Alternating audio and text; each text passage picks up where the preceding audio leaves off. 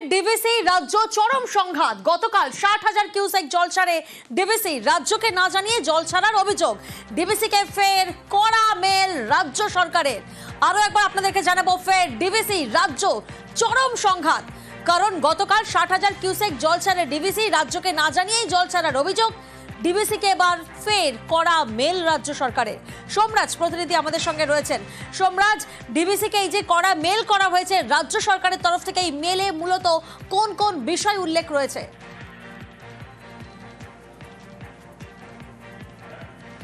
দেখো, প্রথমত ডিভিসিকে যে করা ইমেল করা হয়েছে সেখানে বলা হয়েছে এটা দুর্ভাগ্যজনক, বারবার ডিভিসিকে অনুরোধ জানিয়েও ডিভিসি সেই অনুরোধে সাড়া দিচ্ছেন না। দ্বিতীয়ত বলা হয়েছে যে অতীত অভিজ্ঞতায় দেখেছে ডিভিসি যে রাজ্যকে না জানিয়ে জল ছেড়ে দেওয়ার অভিযোগ, এবং সেই কারণে কিন্তু রাজ্য ডিভিসি থেকে তার প্রতিনিধি তুলে নিয়েছিল।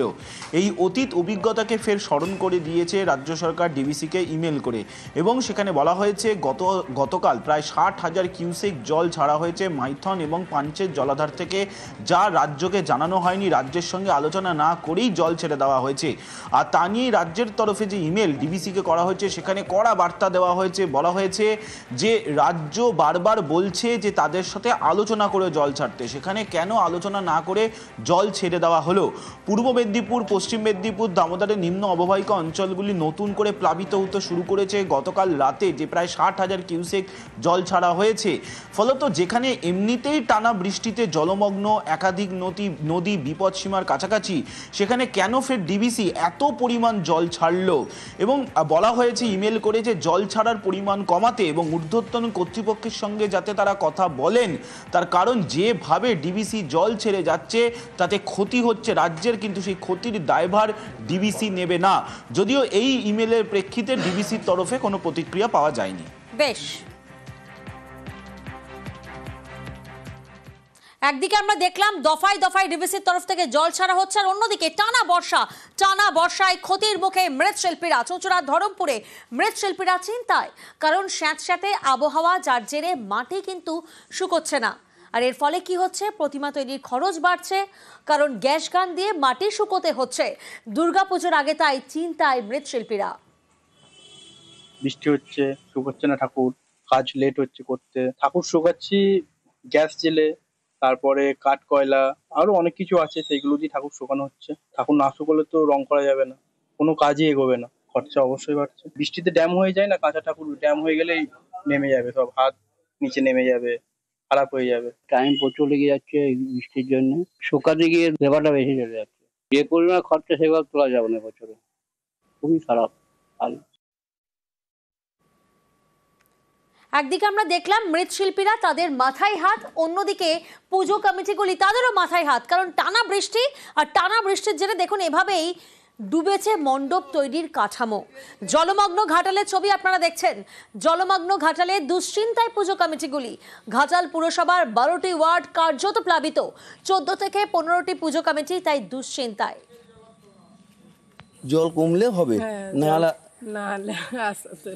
আর হবে না। এই পুজোর সময় এই ঝামেলাটা হয়েছে। হ্যাঁ, পুজোর সময় বারবারই তো হয়। কতবার এই নিয়ে বন্যা হলো? এই নিয়ে এটা 7 বার হলো। প্রবল বর্ষণের ফলে আবার পুনরায় কিন্তু আমরা ঘাটালের 12টা ওয়ার্ড আবার কিন্তু জলমগ্ন হয়েছে। একটা বিগ বাজেটের পুজো এবছর আমরা চেষ্টা করেছিলাম করার জন্য, মানুষের কাছে খুঁটি পুজোও করে নিয়েছিলাম, কিন্তু এমন একটা পরিস্থিতি, কোনো মতে মণ্ডপ যে বাঁধবো জলেতে, সেই বাঁধার পরিস্থিতিটাই তৈরি হচ্ছে না, যে জলটা শুকোলে তবে যে মণ্ডপ বাঁধার কাজ শুরু হবে, সেই কাজটাই আমরা এখনো পর্যন্ত কোনো কিছু করতে পারছি না। এত বড় মণ্ডপের জন্য অলরেডি সব বাজেটে মানে সবাইকে অলরেডি অ্যাডভান্স দেওয়া হয়ে গেছে, লাইট থেকে, প্যান্ডেল থেকে, প্রতিমা থেকে প্রত্যেককে অ্যাডভান্স দেওয়া হয়ে গেছে। আমরা রয়েছি ঘাটাল পৌরসভার 6 নম্বর ওয়ার্ড চাউলি সার্বজনীন দুর্গোৎসব মণ্ডপে। দেখতেই পাচ্ছেন এই যে বাঁশ দিয়ে কাঠামো তৈরি করা হয়েছে, অর্থাৎ মণ্ডপ তৈরির কাজ শুরু হয়েছিল, কিন্তু থমকে গিয়েছে কাজ, কারণ বন্যার জল প্লাবিত হয়েছে মণ্ডপ। এখন এই জায়গাতেই আমরা যেখানে দাঁড়িয়ে রয়েছি, প্রায় 1 জ্যাং থেকে 1 কোমর জল, আর জল এখনো কিন্তু বাড়ছে। কবে এই জল কমবে, কবেই মণ্ডপ সজ্জার কাজ সম্পূর্ণ করা হবে, সেই নিয়েই কিন্তু দুশ্চিন্তায় পড়েছে পুজো কমিটিগুলি। শুধু ঘাটালের এই চাউলি নয়, ঘাটাল পৌর এলাকার বেশ কয়েকটি পুজো মণ্ডপই কিন্তু জলে ডুবে যাওয়ার জন্য সমস্যায় পড়েছেন, তার সাথে দুশ্চিন্তায় পড়েছেন পুজো কমিটিগুলি। সুকান্ত চক্রবর্তী, নিউজ 18 বাংলা, ঘাটাল। জলমগ্ন ঘাটালের ছবিটা আপনারা দেখলেন, আর এবার আপনাদের দেখায় মুর্শিদাবাদের আখেরিগঞ্জ। দেখুন মুর্শিদাবাদের আখেরিগঞ্জে সেখানে তলিয়ে গেল বিএসএফ এর আউটপোস্ট। পদ্মার জলস্তর বাড়ায় ভাঙন, বিপত্তি সীমান্তবর্তী আখেরিগঞ্জে। আর দেখুন নদীতে কিভাবে তলিয়ে গেল বিএসএফ এর আখেরিগঞ্জ আউটপোস্ট। পদ্মার জলস্তর বাড়ায় সীমান্তবর্তী বিস্তীর্ণ এলাকায় ভাঙন। শামশেরগঞ্জ লালগোলার পর এবার আখেরিগঞ্জে ভাঙন। প্রণব প্রতিনিধি আমাদের সঙ্গে রয়েছেন। প্রণব, কথাই আছে নদী পারে বাস, চিন্তা 12 মাস। আর সত্যি সেই চিন্তাই তো তাদেরকে কুকড়ে কুড়ে খাচ্ছে, কারণ কিভাবে তারা নিজেদেরকে বাঁচাবেন? প্রশাসনের তরফ থেকে কোনো পদক্ষেপ? না দেখো, এদের মধ্যেই বিএসএফ এর যে আউটপোস্ট, বিশেষ করে তোমার আগ্রিগঞ্জ এলাকাতে বেশ কিছু বছর ধরেই তোমার ভাঙন ক্রমাগত হয়ে থাকে, এবং এখানে যে পদ্মার যে জলস্ফীতি বাড়ার সঙ্গে সঙ্গে আজকে যে সীমান্ত এলাকার যে আউটপোস্টটা ছিল বিএসএফ এর, সেটা তলিয়ে যায়। যদিও বিএসএফ এর পক্ষ থেকে দাবি করা হচ্ছে যে কিছুটা দূরে নজরদারি দেওয়ার জন্য আবার দ্বিতীয় একটি আউটপোস্ট তৈরি করা হবে এবং সেখান থেকেই সীমান্তের নজরদারি চালানো হবে। কিন্তু যেহেতু এই আউটপোস্টটা তোমার দীর্ঘদিন ধরেই ছিল এবং সীমান্ত নজরদারির জন্য বিশেষভাবে হঠাৎ করেই আজকে রাত্রি ভোরবেলা থেকে তোমার ওই এলাকাতে ভাঙন শুরু হয়, তারপরে সকালবেলাতে কিন্তু যে আউটপোস্টটা ছিল সেটা কিন্তু তলিয়ে যায় পদ্মা গর্ভে। একেবারেই আখেরিগঞ্জের ছবিটা তো আপনারা দেখলেন। আর দেখুন কিভাবে দামোদরের গ্রাসে বিঘার পর বিঘা জমি। পূর্ব বর্ধমানের খণ্ডঘোষে ভাঙন, আতঙ্কে দামোদরের পাড়ের কয়েকশো পরিবার।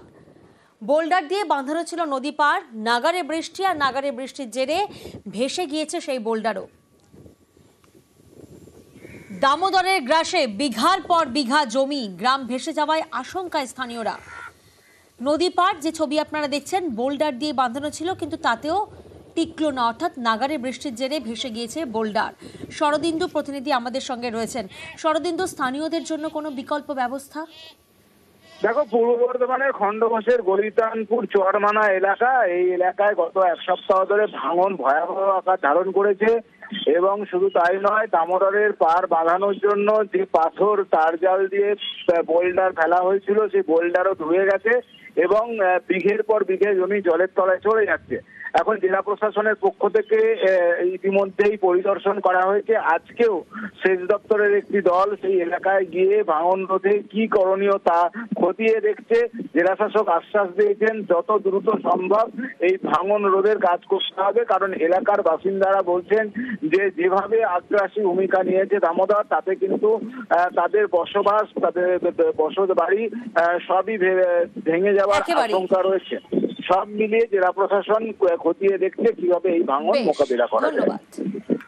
প্রত্যেক বছর যখন বর্ষা আসে তখন এই নদীর পাড় প্রচণ্ড আকারে ভাঙে। ওখানটায় আমাদের বালির বাঁধ দিয়ে কিছুটা হলেও চেষ্টা করা হয়েছে, কিন্তু সেটা ক্ষণস্থায়ী থাকছে না। বিডিও সাহেব এসেছিলেন, উনিও এসে এটা দেখেছেন। আগে একটা রেসবার টাইপের দেওয়া ছিল, সেখানে কিছুটা শালবল্লী বা পাথর দেওয়া ছিল, কিন্তু অনেক দিনের পুরনো হয়ে যাওয়ার কারণে সেটা আস্তে আস্তে নষ্ট হয়ে গেছে এবং সেটা এখন নদীগর্ভে চলে গেছে।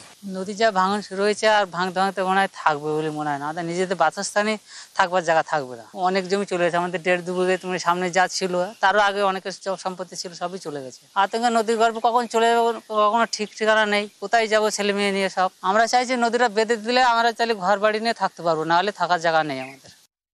অনেক জায়গাতে ইতিমধ্যে ইরিগেশন দপ্তর থেকে ব্যাংক এন্ড প্রোটেকশন কাজগুলো হয়েছে, কিন্তু অতিবৃষ্টির জন্য, টানা বৃষ্টির জন্য অনেক জায়গাতে ভাঙন হচ্ছে। অলরেডি ইতিমধ্যে ইরিগেশন দপ্তরের ইঞ্জিনিয়াররা পরিদর্শন করছে কিভাবে তাড়াতাড়ি এই পরিস্থিতির মধ্যে কি করে ভাঙন বন্ধ করা যায়, সেদিকে ওদের কাজ করতে নির্দেশ দেওয়া হয়েছে।